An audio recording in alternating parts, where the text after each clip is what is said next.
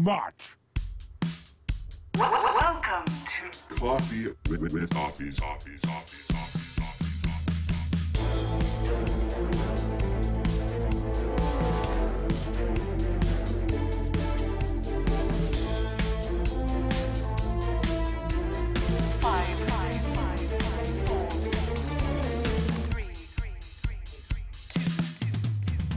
Let's do this!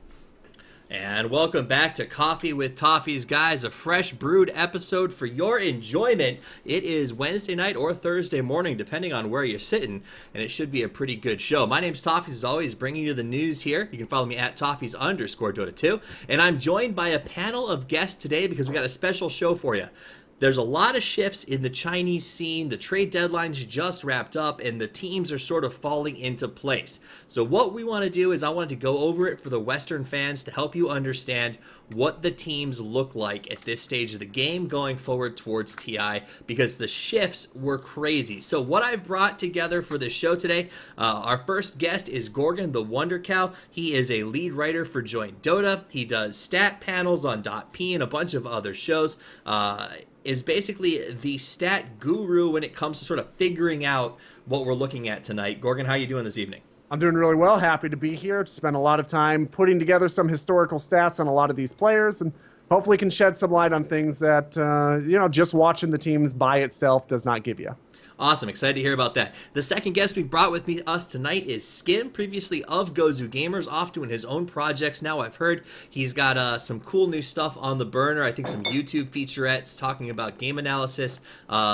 It smells to me like maybe he's trying to take over Cyborg Matt's job, but we'll see as time pushes forward. This is Skim. How are you doing tonight, Skim? Hey man, I'm doing fine. And by the way, I don't think anybody can replace Cyborg Matt, but I'm doing my best to do just something.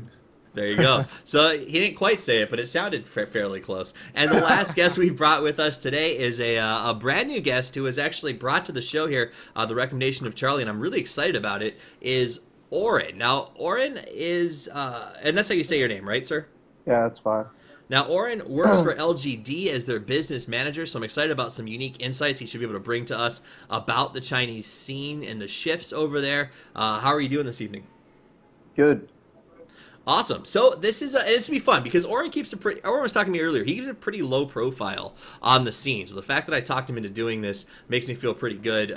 Probably about the fact that Charlie maybe sold him and Skim sold him on my behalf. But I'm glad to have the panel here. And I think we're gonna have some really good stuff for you. No sponsors to plug tonight, but I will say that if you want to support the show, you can go to patreon.com/Toffees and donate if you like. Keep the show running because it does take a lot to keep us going.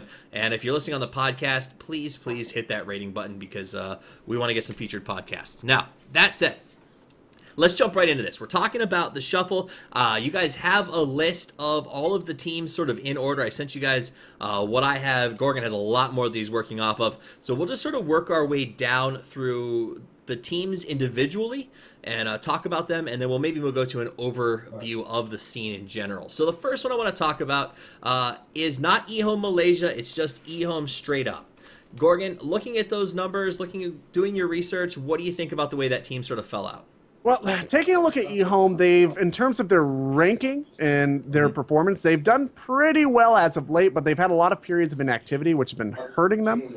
And Flame is going to be moving in to Mushi's place, and that mid role has changed a lot since the last time that he played professional mid with CIS. I actually couldn't get any valid stats because of how much more farm-oriented the mid lane is now than back when he played with CIS. But ROTK is a really, really close fit to Ohio's farming style, with the very small exception that Ohio relies a little bit more on Midas, and ROTK is a much, much more heavily ancient farm-oriented player. He gets actually about 450% more gold from ancients than his predecessor did. And that's going to mean a little bit more opening up of space required and a bit more time spent stacking if this transition is going to occur smoothly.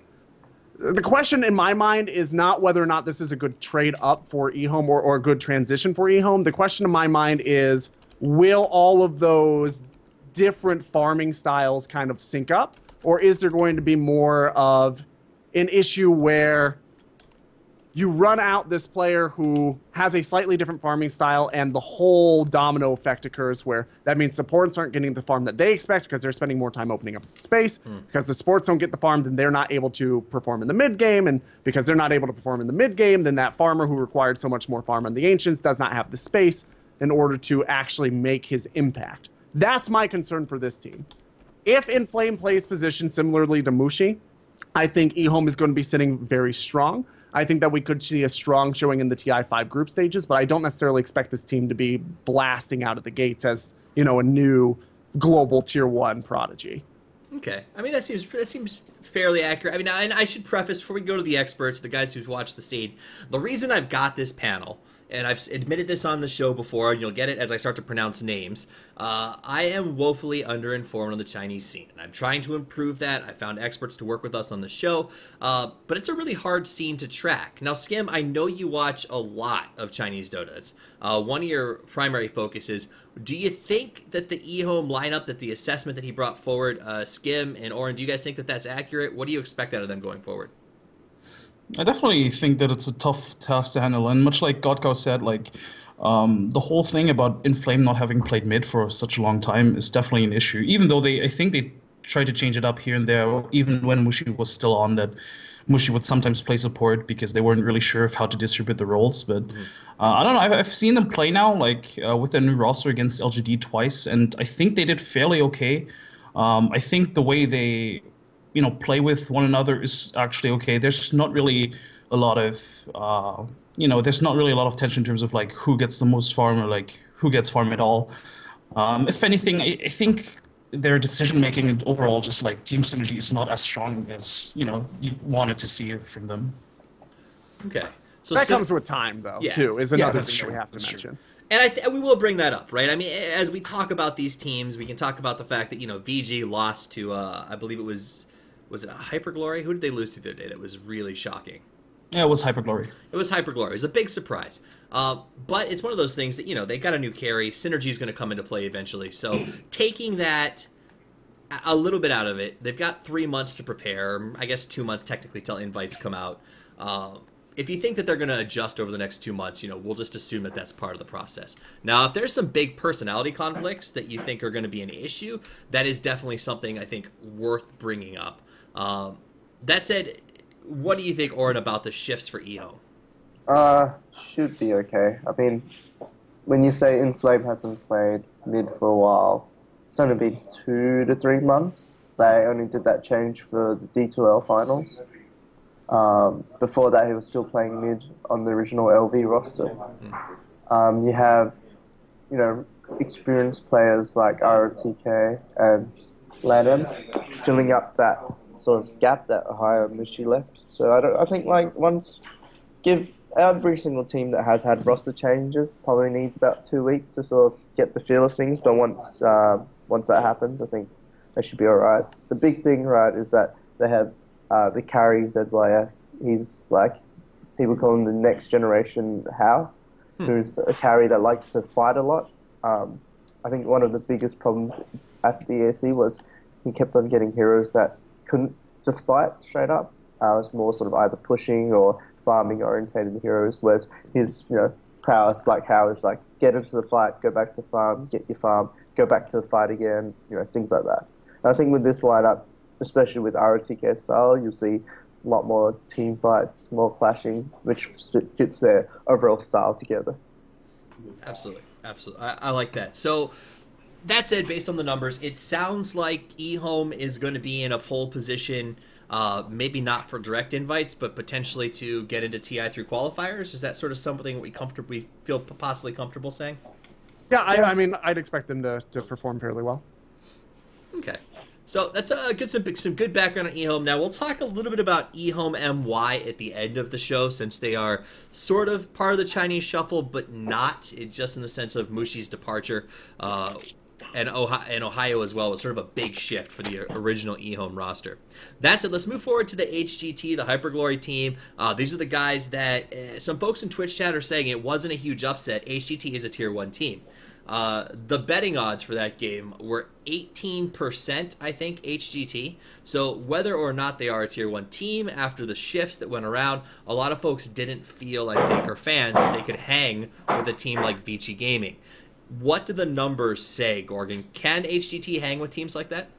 Well, let me go ahead and pull up the actual ranking list in terms of where they're sitting right now. I don't necessarily know, because there's a lot that has occurred for HGT that makes it difficult to just look at the numbers and say, well, they're on an upward trend or downward trend. Right now, they're sitting about average in terms of their overall ranking. They are sitting ranked right around at the same spot as eHome in terms of their overall ranking, and LGD. They're all within a couple of points of each other, right around that 20th in the world spot. But bear in mind that China as a whole, their ranking is a little inflated right now because they mostly have just been playing each other. And when we saw Western teams play against them at DAC, for a large part of that, the top Western teams did much, much better than the top Chinese teams. And so we do have a little bit of ELO inflation caused by regional stagnation. I would expect for a month or two out from now, some Chinese ELOs to be dropping a little bit in terms of their real value. And then moving into TI, we might see them start to come back up as those teams start to become familiar with with each other after these shuffles, and as they start to prepare for that big tournament. So for HGT, and I'll go over I should probably say the rosters too once we get to each team, just for those of you who are sort of getting to know the Chinese scene. ZSMJ is going to be, from what I understand, of the play out of the positions, the 1 and the captain. Air will be 2, Icy's 3, Kaka is 4, and Pretty Ha is 5. And now they played very well together. Were there a lot of shifts, guys, for this roster during the Chinese shuffle, or did they pretty much stay the same during the recent changes over the last month? I think it's the same. It's a completely same roster that has been playing together for like what? Almost 2 years. Okay. Oh, really? That long? I think so. I can't remember. So will the fact that this roster stayed the same, I think we could probably argue, have a positive effect over the next couple of weeks, right? Because they're going up against rosters that have shifted. Do you think that that will carry through to TI and have any effect on their performance? Or do you think that by the time TI comes around, the fact that they've been together for 2 years and everyone else has been together for 3 months, do you think that's not going to matter at all, or is that going to be really important? I mean, it's difficult. Go ahead. Yeah, I mean, we've even seen it in the West where teams that have stayed together for such a long time, for example, like Fnatic, even though they stayed together for such a long time, didn't mean that they were one of the top contenders. Sure, they were one of the best teams in the West, but just looking at their TI performance wasn't that great. Obviously, there were other factors, but still. HGT, I think, is one of these sort of weird teams. I think they're really inconsistent in their performances. Like, sometimes, yeah, they beat Vici in the best of 3, but sometimes they also get trashed 2-0 in the best of 3. So, I don't know. I think it sort of depends on how well they can develop in this phase right now, where they have, as you mentioned, the advantage over other teams because they're still together. So if they make a good transition into this phase, I think they can be a contender for not necessarily an invite, but one of the higher qualifier spots. Okay, Orrin, do you agree? Do you think that they're a contender to get into the actual TI playouts, or? I mean, I think with Chinese Dota, 90% of the time, something random will happen and some random team will beat a T1 team, or a T2 team will lose to a T3 team, and things like that. It's crazy. Yeah. So, but I think there's a good chance they can make through the qualifiers. I don't think they'll get invited directly. Whether they place well is a different story. No one thought TongFu would do well in DAC, and they still did reasonably well considering their lineup at the time. So it's hard to say right now, I think. But they've proven that they can, at least take some games off T1 teams. I don't know if they are T1 teams. They may be a 1.5 sort of area right now. Definitely better than a T2 team. So I think that's sort of my opinion. Yeah, I'd have to agree. I mean, they have the potential to take games off of really, really strong teams. But the issue is, I mean, this is a team that has peaked. They're the best rating that they ever received in terms of just their performance was below a 1300, which is below what we would consider top 6 usually under most metagames. So they've never come into even best of their own region. I don't expect them to put on a very strong TI performance, but it's always possible that they'll either rally or that they'll just have a couple of really strong games in the qualifiers themselves. They're not a team that I'd be betting on for really coming into the season very strong, though. I think that they'll continue to be a well-performing team that performs at the level that they're performing very stably. Okay, excellent. I think that wraps up a good summary of HGT. They seem like a team that's fun to watch, but, you know, they're up against some giants, and especially with and we're going to talk about later, the money that's coming into things. Giants are really sort of emerging in the Chinese scene, or so it seems. And that definitely brings us to our next team we're going to talk about, which is Invictus, or IG. This roster is made up of Burning at 1, Ferrari 430 at 2, Luo at 3. I think you say his name Chuan. Is it Chuan or Chan? Chuan, It's right? Chuan. Chuan 4 and Faith at 5 on the captain position. Now, Invictus Gaming has not dropped a game in Star Ladder since they formed out their new roster, which I think is sort of telling to me because of the fact that, you know, it's a new roster and yet they're still able to do this. It really a new roster, though. I guess that's true. So let's start with the numbers, Gorgon, and then we'll talk about if it's really a new roster, what's changed, and what they're looking at here. All right, well, Burning, when you actually look at his performance, is this guy's a legend. There's a reason he's a legend. He's a very, very rare case of a carry player who's going to maintain a high gold per minute, high kill participation, and low deaths. Actually has one of the lowest deaths in the world. His average on this patch per game is the second fewest in the world for any position for any player on any team. His kills, or the kills for this team as a whole, I would expect them to go up by about 50% on that position based on his play style and his execution. So we're probably looking at a lot more one position activity for IG. Burning participates in twice as many kills as Luo did on average, relative to his team's activity. So for that number, I'm not just looking at the number of kills that he got in a game. I'm looking at the number of kills that he participates in relative to the number of kills that his team is making. So it transitions over a little bit better in terms of trying to figure out how the rosters are going to shift. Like I said, I would expect him to be somewhere between 40 and 60% more active, especially through the mid game than Luo was. Okay. In terms of the rest of the team, I'm not really sure how Luo is going to perform in the 3 spot. But if Luo performs in the 3 spot, that's really the linchpin for me. If he performs in the 3 spot, I think IG is a new world-like power. It's somebody to really be reckoned with. Now, guys, correct me if I'm wrong. Chuan and Faith tend to be more active supports, right? Instead of sort of passive. They do a lot of rotating lanes looking for ganks. Is this true? Or is it they kind of flex with the game? Yes, I mean, Godcow can probably say something in terms of like numbers, but Chuan is definitely one of the more aggressive supports. Like he picks up heroes such as Enchantress or, well, Enchantress is probably actually the only one that comes to mind right now. But he's playing really aggressive on those heroes and creating a lot of space. So yeah, for sure. Like I wouldn't be surprised to see a lot of aggression coming out from IG again. I mean, there was that famous face rush era where they had like 2 or 3 months where they were just literally rushing faces. Right? I like that phrasing. They were literally rushing faces. Yeah. So on that, Skim did bring something up, Gorgon. He said, you might have some numbers on the aggression of these supports. Yeah. Do you know, are they more aggressive than most supports? Are they going to much more participatory in terms of the kills? They make a lot more opportunities. You're looking at these supports throughout the entire game are going to be involved in. For Chuan, it's 85% of all kills. For Faith, it's 95% of all kills that they do damage in participating in those kills. If you were to include also having a zoning presence for those kills or having heals involved in those kills or possibly also having non-damage dealing spells that are helping assist those kills, these supports on average are being participatory in 100% or close to 100% of all the kills in a game, which is a lot for a support. Normally you would expect early game kills supports are very active in, late game kills they're much less active in, so they normally average out to about 60 to 70%. So these guys much more active in terms of their team's overall power structure than most supports are. So and you're saying by the numbers that system of support is going to benefit Burning more than it benefited Luo's style of play.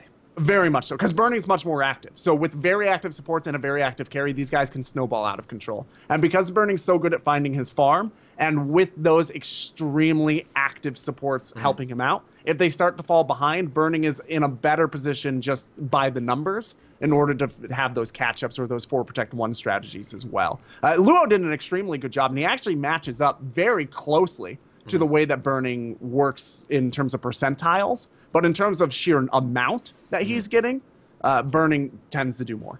So, Orrin, as somebody who's been around the scene, would you say that, do you think that Burning is going to fit the Chuan style of play as a hard carry more than Luo used to?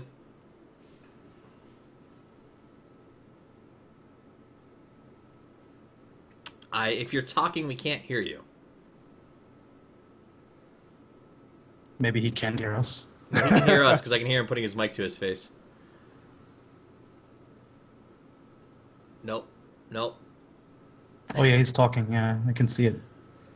All right, so we'll I guess we'll keep talking while he works on figuring that one out. Sure. Test. There it is. Testing. There it is. There we go. We got you now.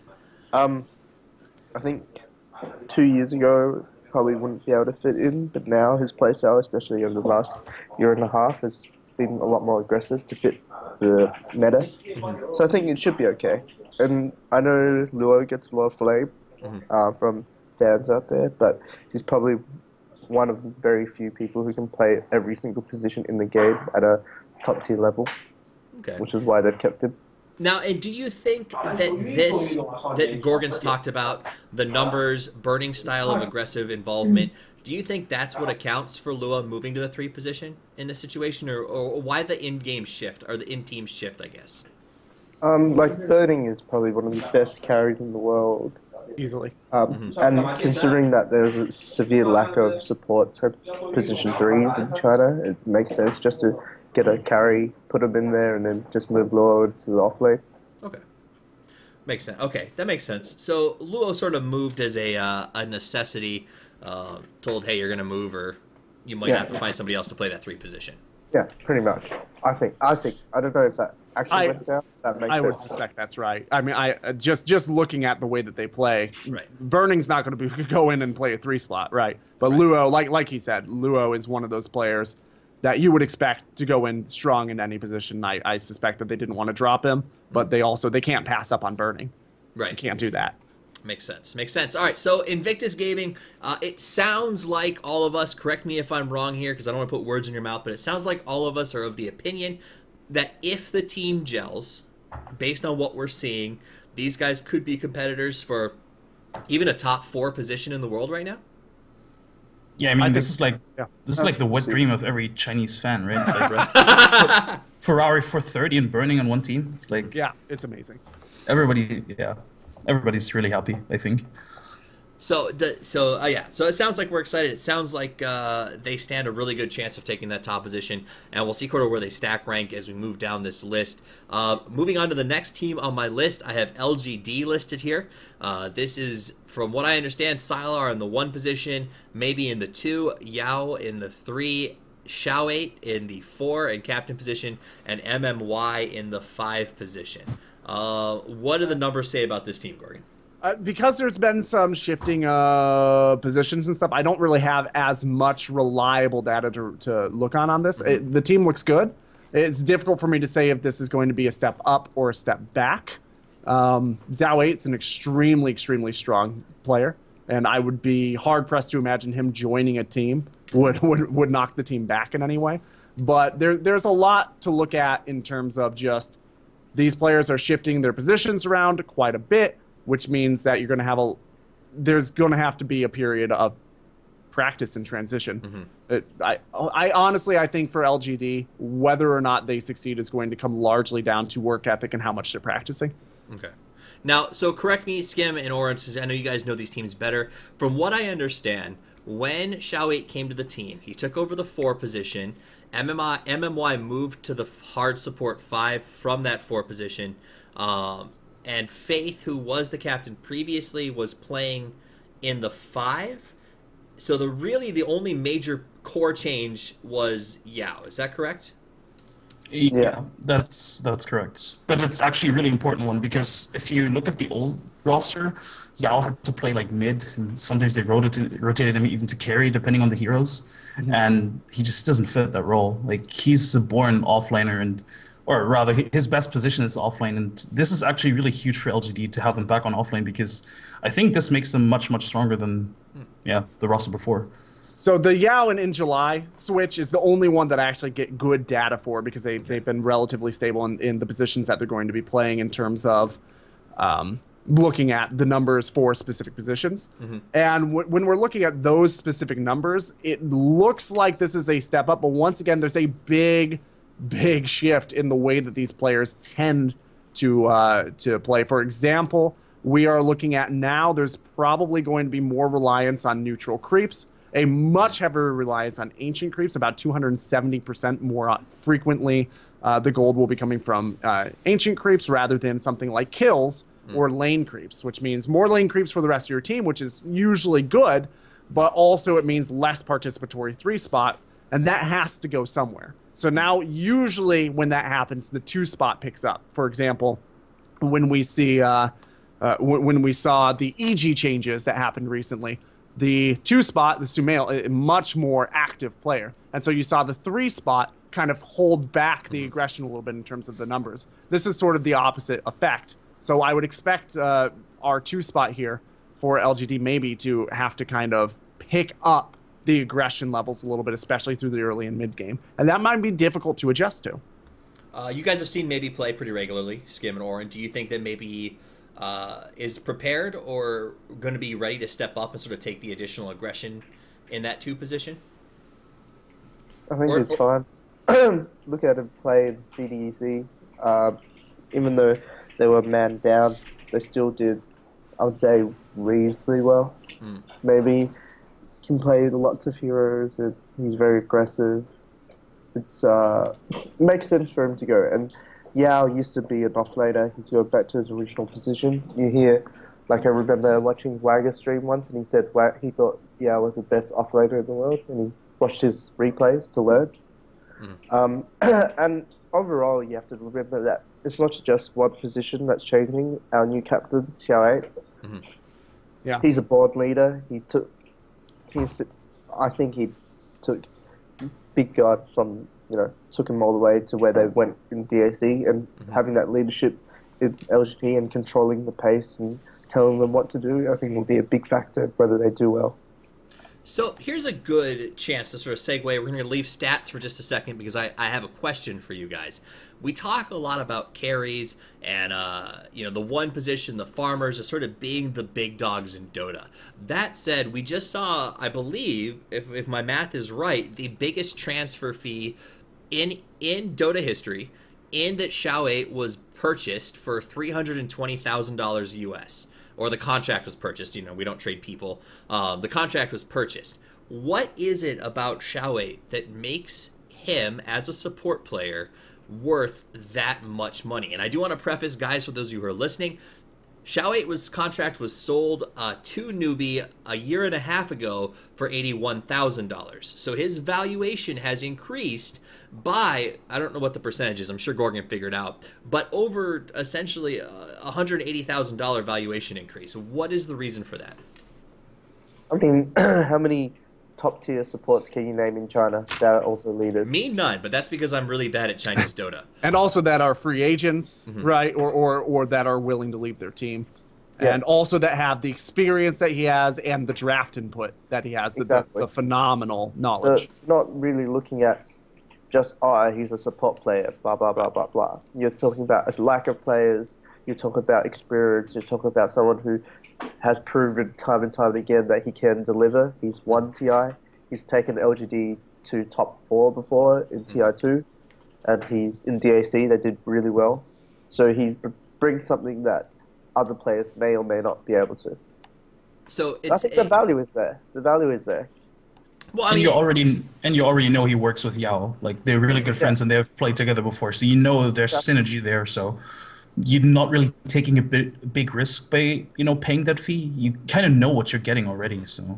So do you think when you're looking at it from a perspective of ownership, and you might be uniquely qualified to comment on this, Orrin, but the idea of spending that much money on Xiao isn't a risk because you know that he will make it back within 2 or 3 tournament placements in the near future, or will you make it back on strictly endorsements in China? Like, a lot of our viewers don't understand necessarily the Chinese scene in terms of Dota and how much bigger it is maybe than the Western is. Is Xiao endorsements in the terms of jerseys or itemization or appearance fees going to make any of that money back, or is it strictly winning tournaments that's going to make that worth the money? It's a combination of both. I can't really tell you too much, but definitely him returning adds a lot of value to our team, and or when we go out to talk to partners, it makes a big difference. But anyone who knows Dota at all in China will know Xiao and Burning. Yeah. And MMY, that sort of thing. But what you can say is there's additional valuation besides just his ability to win tournaments. Yeah, exactly. And like in the scheme of things, if you compare esports pricing currently, he is a drop in the ocean compared to how much League of Legends players are being transferred and bought for. So, but you have to put it into perspective. Like in Dota, wow, 2 million. But in League of Legends, it's like, it's just 2 million. So, Skim, as somebody who transitions between the Western and the Eastern scene, to help our viewers understand, is there a Western player, perhaps someone like Fear, that maybe doesn't have the same valuation contract-wise, but has the same sort of reputation among fans in terms of value to a team? I think Fear's a good example, actually. Like That's the example I would use, too, yeah, actually. probably the best example you could have chosen, because he's obviously, like, he may be not the in-game captain, but he's like a leader in his team. He's a really veteran of the scene, and he knows his way around the scene. He has played every position already, and it's a guy you just trust. Like, if you hear Fear Dota, you know that he stands for value. He stands for, he stands for experience. He stands for skill, and that's pretty much the same for Xiao.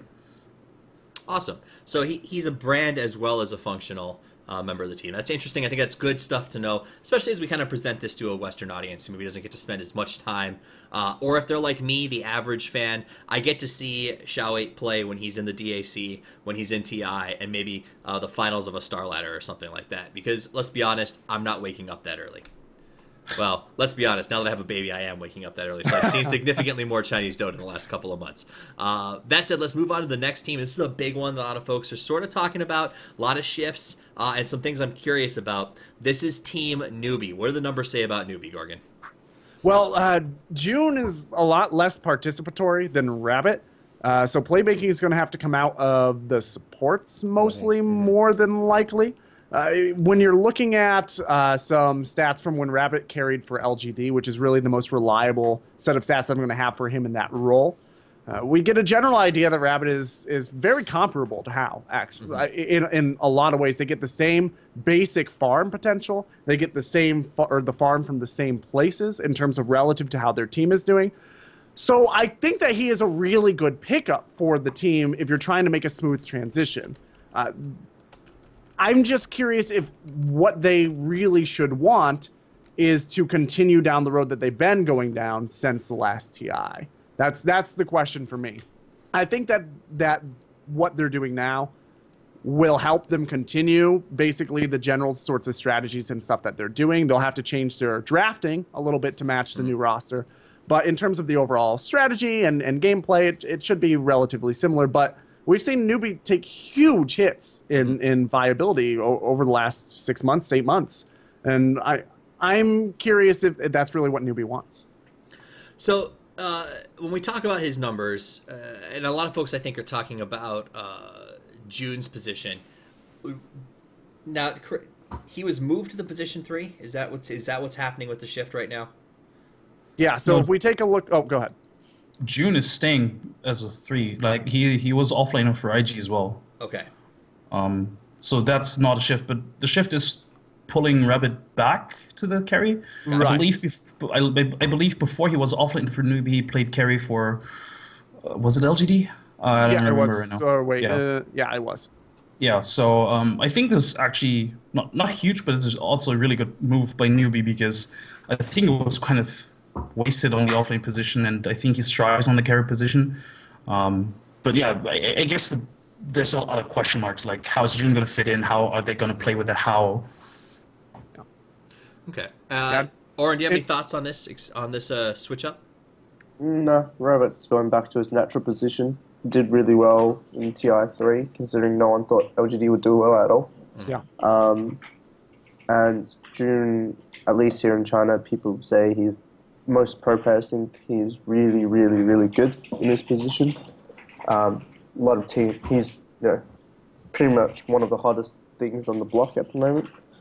And you can't pass up players like Banana, Mu, and Sangsheng. All have a lot of experience, solid players, top tier, definitely. I think they just, like, DSC was just lack of practice, to be honest, I think. So once they're back in the groove again, going in for TI5, it should be okay. So is the thought process that Newbie sort of went into Rockstar mode after TI and just stopped working, and then as DAC rolled around, looked at themselves and said, oh shit, we probably should have stayed on the horse and not done so much fun or promo? I mean, or after whatever? TI, they still won a couple of tournaments in that sort of Rockstar mode. So, I mean, if you were king of the world and you were still winning stuff, would you really be bothered in training? I guess really, not, but really then hard? look what happened to Na'Vi. Yeah, but, when you're in the moment, you don't really go, but I really thought about that other team that did this and that. You just sort of go, spend money, paper ditch. And the other thing is Na'Vi got hit very, very hard by complete metagame shifts that really threw a lot of their players out of their comfort zones. That came out of teams like EG really reinventing the way the game is approached, and some very significant patch changes. We can't necessarily predict for stuff like that. And overall, Newbie's playstyle probably isn't going to change that much, like you guys said. Rabbit and Hao are very similar players. So I don't really see... I think they'll still have that aggressive sort of... Their player style is sort of like the old Na'Vi, just like fight you under your tower, take your tower, chase you under your tower sort of thing. So this is something that I was speaking with God Bless Molly a little bit earlier, and he brought this up, and it was the idea of how much, I don't want to say ROI, but how much differential they got off of the two players that they sold. Hao and Xiaowei combined, they netted, or they got a total of $480,000 off of sells this month. They picked them up a year and a half ago for somewhere in the ballpark of $97,600. So they paid $97,600 and got over $400,000 in return. And Molly said, why didn't Newbie take that money and invest them in, he said, a stronger off lane than June? Do you think that would be a good choice for them, or do you think June's the best option in the Chinese market right now? I mean, like, obviously you don't understand Chinese thing very well, but if you do, how many really top-tier offlaners are there to pick from that are willing to move? Same question as, like, the Xiao question and Yao and all of these other changes. A lot of players either don't want to move or there aren't anyone good enough to be in that position. And I think June is quite good. He's just really inexperienced right now. I think it's an even worse situation than the support one, just because I think the Chinese scene has been lacking good offlaners for years now. Like that YOF and Yao, sure, but that was it. And then currently probably the best offlaner is not even Chinese, it's Ice. So, trying to find good offlane is really hard. And I think, as Orrin said, I think June was probably the best solution in this situation. I mean, the other option would have been in July, but they've obviously chosen June for whatever reason they have. So, I mean, I think you have to pick someone that you can trust and you think can do well, and he was probably the best option at the time. Newbies also, they take players and they invest in players that may not necessarily seem like you're grabbing 100% the best player that you absolutely possibly can grab now in terms of value. But that's why their players' value inflates so drastically over such short periods of time, because they take players that are really, really, really, really good and they make them legendary. And now that's what they've been doing for a year. Do you think that's part of their business model? Do you think that that's something that goes into these pickups that they have done or are doing? Like, their goal is to pick up June, make him into something significantly more value, and then potentially sell him off in 2 years for a higher price? I don't really think that's how the Chinese teams work. Like, Okay. this is like, I don't think any esports or Dota team works like that. I mean, this is something you commonly see like in football or like, I don't know, basketball maybe, but I don't know, like esports or Dota in general is just like really short-lived. Like, there's no point in just trying to build him up for 2 years. Like, chances are he's not even going to be around in 2 years. Yeah, I mean, also bear in mind, June is a really good pickup for the role that he's trying to fit. Remember, Newbie, more than likely, based on the picks that they've made, it doesn't look like they're trying to change their playstyle very much, and June fits Rabbit's playstyle relatively well. He's got very low differentials on the sorts of stats that you're looking at. And the differentials that he has are positive in his favor. He averages more kills. He averages fewer deaths. He averages less time farming in the neutral camps. He averages less time farming in the ancient camps. That opens up a lot more space for his other core positions, which means that June is going to be an interesting pickup and certainly a valid pickup.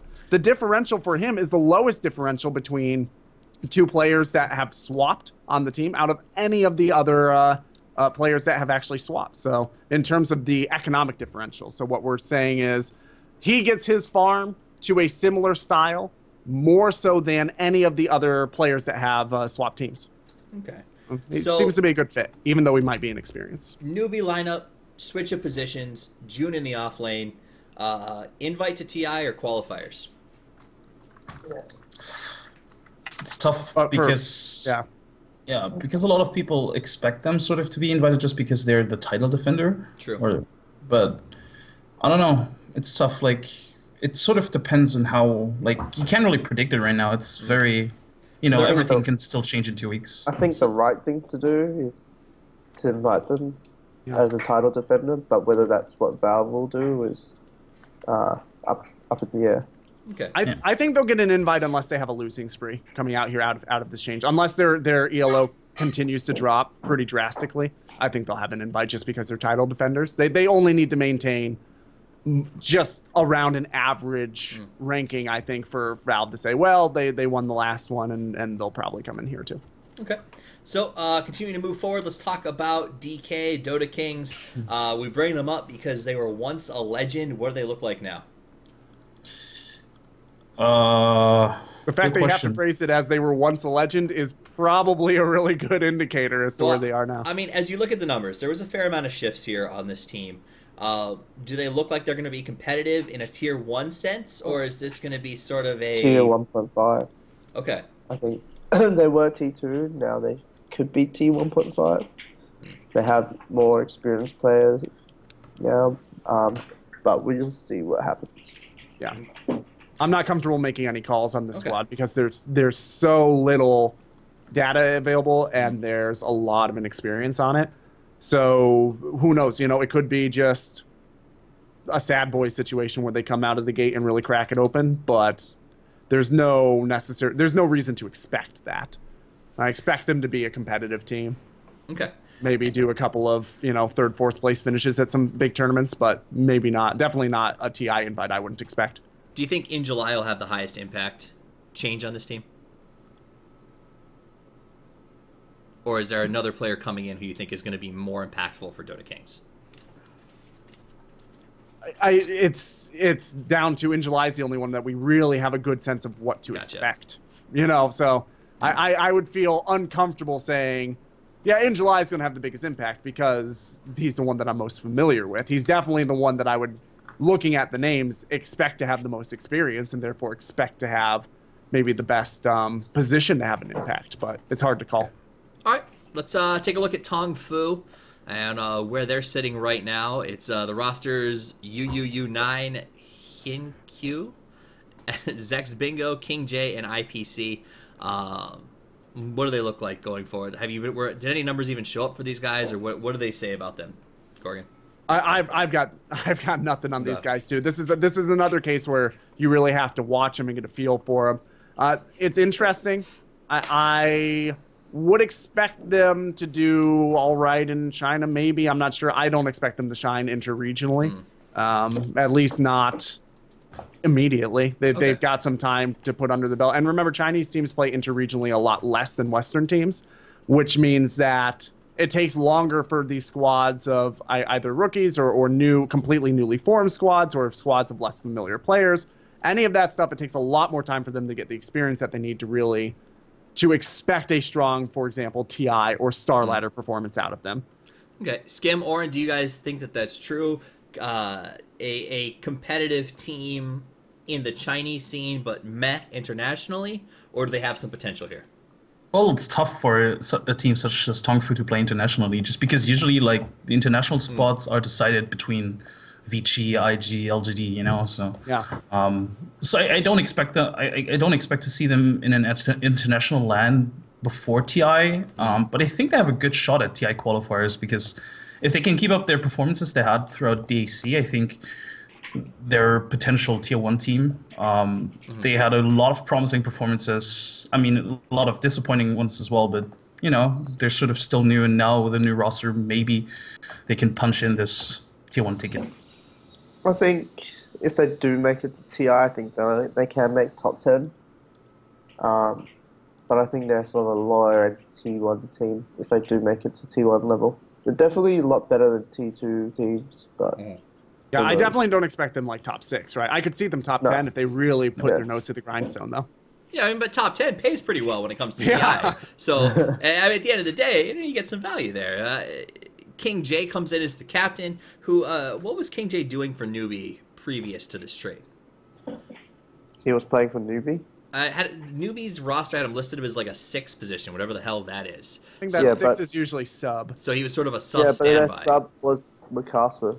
When Mikasa was the coach. I think King J left the team last year, like April or something. Oh, okay. Yeah, I think it's just a mistype. Okay. So King J's on there as captain. Like you said, this is a team who, from what I understand with our discussion, would hope to get into the top 10 for TI, and if they do that, they would consider it a success for the year. Probably. I think that's probably a good way to maybe justify that. Yeah, for sure. All right, so let's look at the last team on my list. Well, the last Chinese shuffle team on my list, and that is another big dog. I would say that you could probably say that prior to the Chinese shuffle, they were one of the top 3 teams in the world. I would equate them with Secret and EG. This is Vici Gaming. By the numbers, Gorgon, are they still in that position? What do they look like? Yeah, they're still one of the top 3 teams in the world in terms of ranking. They're a little bit behind EG and a little bit behind Secret, but they are the 3rd team in the world in terms of their performance. This is when they dropped Black, I went on record and said I thought that was going to be the biggest like roster blunder a team has made maybe ever in terms of high-level competitive Dota. Getting How is not something that I expected for them, and it is obviously a great move for them to grab such a legendary and strong player. Black and How are extremely comparable across almost every measurement. Their GPMs are within like 4 or 5 of each other. Their XPMs are within about 10 of each other in terms of their averages on this patch. The issue I think that you look at when you look at the numbers and not the inter-player communication aspects of it, How's kill participation is lower, and his GPM doesn't make up for that because their GPMs are really comparable, like I said. So for this change, especially considering Ice had said they're looking for a player who reacts fast and has good involvement in kills, How historically, especially this patch specifically, does not have that. How also takes a larger percentage of his team's farm, which means that his team traditionally plays with less gold than Black, who has a tendency to give his team more farm, open up more opportunities for his team to get items as well, by a very small but notable margin. So the value of the language change, I think that is the real benefit of this swap. And it's yet to... For me, it's kind of up in the air whether or not this will end up having been a good swap. I kind of expect VG to drop ranking, as unpopular a statement as that might be. I kind of expect them to drop ranking after the swap, and they can climb back up closer to TI probably, as How fits into the mold. But I don't expect them to come out of the gate with this change. Not the way that VG had been performing lately. Skim, Orrin, what do you guys think about I mean, because this is the big switch. This is the big news, right? When we were going to DAC, will Black get kicked? How is he performing? What's his synergy with the team? A lot of folks in Western Dota, based on the numbers, were saying it would be the dumbest kick in the Dota scene to get rid of Black with how well he does as a carry. What do you think about this team after the change? You can go first. Oh, sure, okay. Okay, I mean, first I kind of want to respond to all those Black comments. I mean, I'm a huge fan of Black as well, but I think it's kind of... I'm going to call it immature to act that way just because you don't really know how a team is, like, working in-game or, like, behind the scenes because... Sure, maybe they got the results. They got a lot of titles with Black, but you don't really know what's going on behind the scenes. You don't really know how comfortable they feel during those matches, you know. And if they're playing like every match, not on tilt, but if they're like really uncomfortable because they don't know what to expect from Black, then I'm not sure if Black was the right person. And I think with how, as Gorgon said, like just the fact that the communication is a lot smoother and easier, I think makes Hao a much better carry for them just because, you know, he's able to adapt better. In terms of playstyle, sure, they're going to find themselves, but I think Hao is a really good carry that fits their playstyle. Like, the way Vici has been playing, they've been very variable, they've been playing aggressive, and Hao fits these sort of, like, roles that they need. So I think it's pretty good. Like, sure, they may not be able to run the same strats as they did with Black, because I think Black had a lot of mid-heroes as well in his arsenal that were really good, like Invoker, for example, or even like branching out to something like a more playmaker like Centaur or something. But I think in general, Hao is a really good fit for them. And yeah, maybe then they're not going to, you know, have an explosive start, but I think they're going to be a top contender for TI as well. Okay. My turn? Yeah. Yeah, okay. I think Vici's lineup by far is the strongest lineup in China now. And I think it's very likely that the TI finals will be Evil Genius versus Vici. I disagree that Hao is less aggressive. Like, he'll be like, guys, I've got treads. We can team fight right now. Yes, I'm so far ahead. And that's literally his playstyle. It's like, let's fight. I have one item. We can fight. It's no problem. And then go back to farming again. Like, no matter what, no matter how behind Newbie were, like, you look at all their previous games, he would always get his farm. Like, he'd consistently have the items required to take it to the late game, but still be able to fight right now. And, like, I think the communication side of things is that now the advantage is they can do a lot more complicated lineups. They can, you know, run drafts and, you know, different things that there's not going to be any communication issue at all. And as good as Black is, like, Hao has proven that he is, like, one of the best carries in the world. He's won the TI, like, and you can't forgo that. And in TI3, like, he was part of the only Chinese team that actually did well against the Chinese team when they were on TongFu. So putting that together with the support, FY February support, ISSR, Super, probably one of the best players in their own positions. I think by far Vici Gaming in China is going to probably make the big difference. Okay. So it seems like the general consensus is Black, a lot of people suspected, was a really scary kick until all of a sudden Hao was available for purchase. Like, it seems to me that a lot of folks didn't expect Newbie to be willing to part with him in the first place. And to that extent, you know, VG played a pretty price tag to get him. Do you think that Hao was well worth the $160,000 that they paid for him? I think so. Yeah. I think the direction where Vici wants to go this year, there's not many other carries that can fill that role. Like, for example, they could pick Sala, but Sala's much more passive sort of player. He likes to sort of get his items ready and go. But whereas, like I said, Hao and maybe someone like Rabbit or even ZYF from eHome, they're like, yes, we have treads. I'm anti-mage. I don't need Battle Fury or any other item. I can fight with this. Or they'll get like a Vanguard and then they'll go team fight for the next 3 minutes. That's the type of players that they want, that they can keep the pressure up, but still have the consistency to take it to the late game. So I think the only other player in China that would be comparable to Black just in terms of the way that they perform, it would have been Burning. Burning also matches very, very similar to the black style if you go by the numbers. I think Burning would have been an extremely strong pickup if How was not available. And like I said, these differentials, they're very small. These guys are extremely comparable in terms of How and Black. And getting that language barrier no longer making the team uncomfortable or even leading to miscommunications, that could be a huge boon for them. Now, and I should touch this, is communication barrier something that was ever explicitly stated by the team or by Black as to the reason for departure or part of the reason for departure? Or is that just something that we've all assumed because he doesn't speak Chinese? Yeah, I think Ice said something along the lines of communicating is sometimes difficult, though I can't source that right now. I'll try to find it. Okay. Didn't Ghost put a translation up or something? Yeah, like Ghost Gamers posted a translation from Hunter, who's their manager? Okay. Coach? CEO. I don't know right now. Oh, CEO. yeah, exactly. And in that interview, he explicitly said that, well, Black was just unable to communicate properly in English, in Chinese, and he was even apparently refusing to learn Chinese, even though he was urged to by Ice. Okay.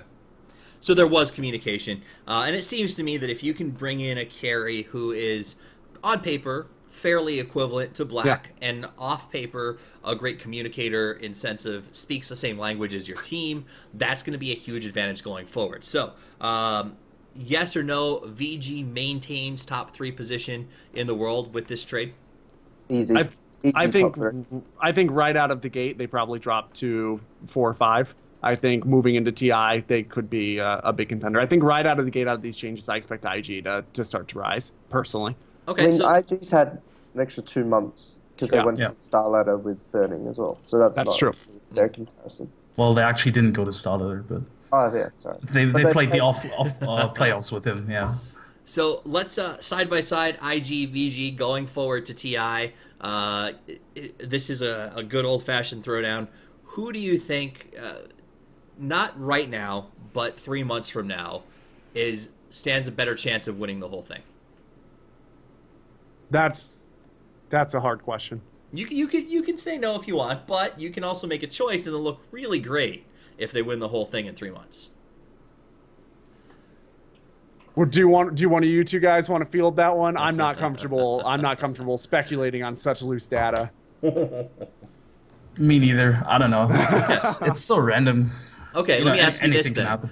Which of those 2 teams do you think will be able to, or will they be able to, consistently beat Secret and or EG in the next 3 months?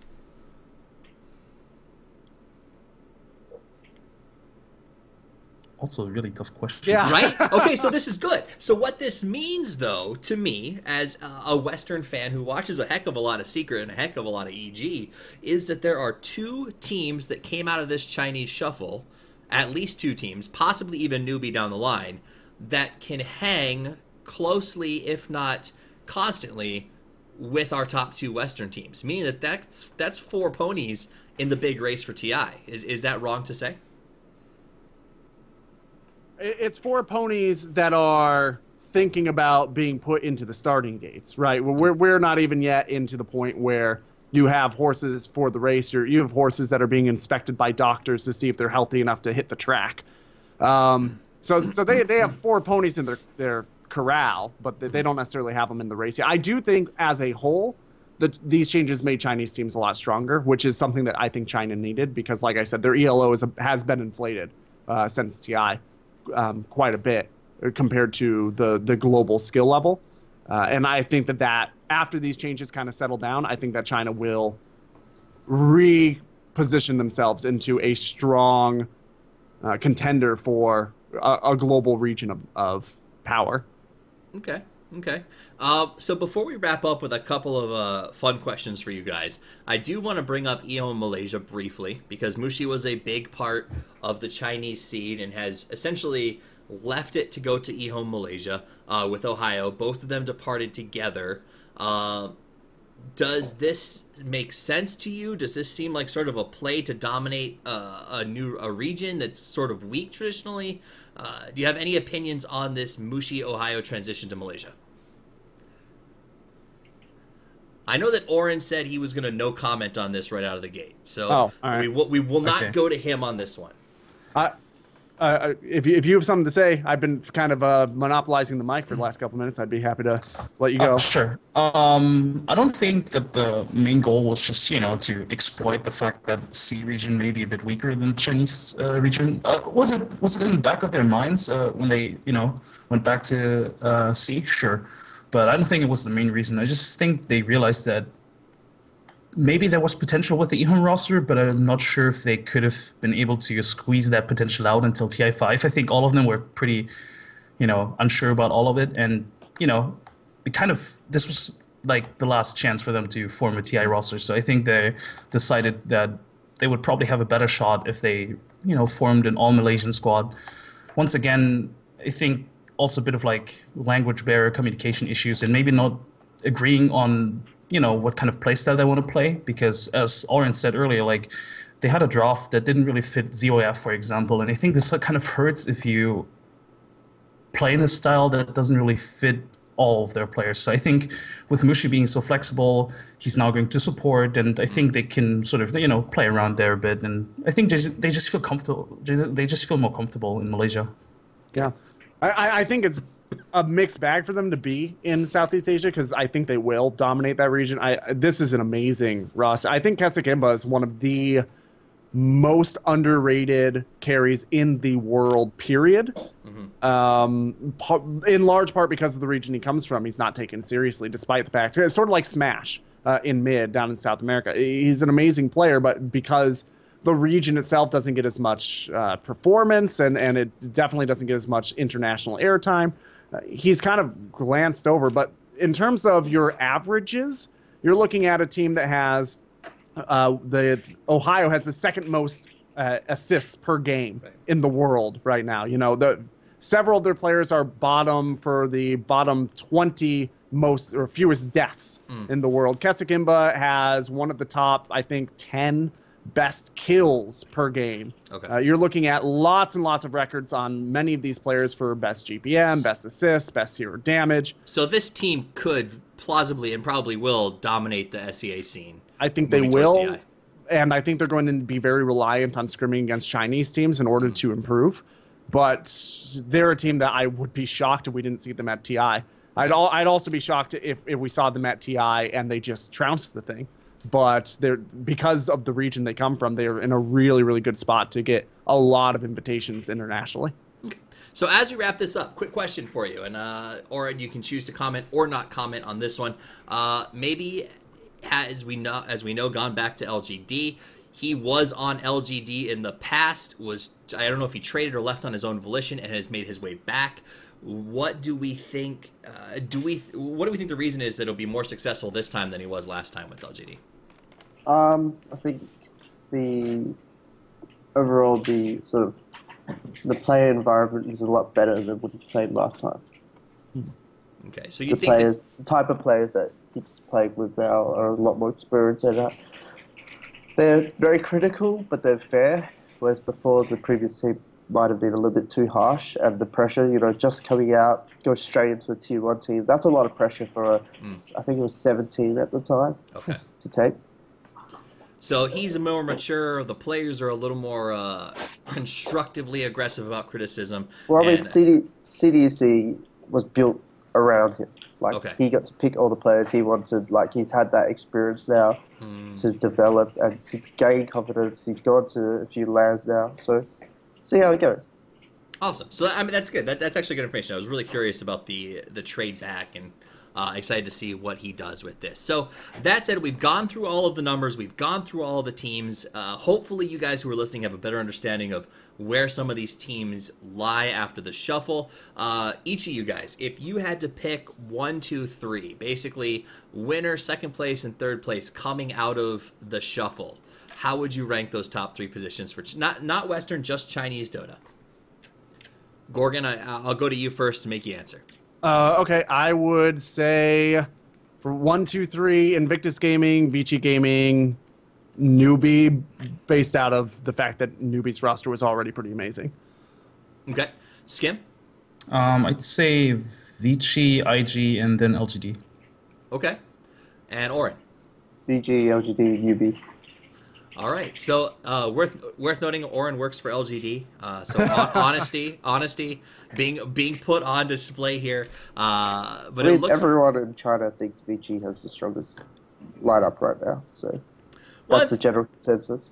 Vici has a really strong lineup on paper. I mean, like we said, they were amazing before the change to how, and communication has only been increased, so that's not a surprise to hear that. I am excited to see LGD, and I'm excited to see Newbie back in the practice gym. Hopefully some changes happen there. But it sounds like, and correct me if I'm wrong, this is a chance to sort of get excited about the Chinese Dota scene. It sounds like these teams are sort of falling into where they need to be going to TI, and we could see a lot of really great games coming out of them over the next couple of months. Yeah, I think China getting thrashed at DAC was really good for them. Just so that they know there's new different lineups, drafts out there. They still need to practice, open up different strategies. Right? Yes, it was reasonably embarrassing, but it's good at the same time leading up to TI. So as somebody connected to the region, what was the buzz like sort of after DAC? Was there a giant sort of sigh of depression that settled over everything for a while? Or was it more of a, let's get back in the gym, pull ourselves up by our bootstraps, and never let the West do this to us again? I don't know. I think that sort of happens every single, like, alternating TIs. They'll get thrashed one TI, and then they do all right the next one, and then they get thrashed again, so having DAC in between sort of improves everything. I think after we got thrashed, people were like, oh, that's a bit embarrassing. But then once the DAC fever was over, people were like, oh, now we can sort of get ready, we know what to do. And I think it's been really good. So, was it, just for me personally, I'm curious, as somebody plugged into the scene, was it at all more of a motivation for Chinese teams to really try to find their moment after having lost to Western teams on home soil? Because the TI is like it's a Western tournament. It's hosted in the West, and was that more of a motivating factor? Yeah, I think so. I think no matter which country you're from, you're very proud of your own country, like I'm proud of Australia. Yeah.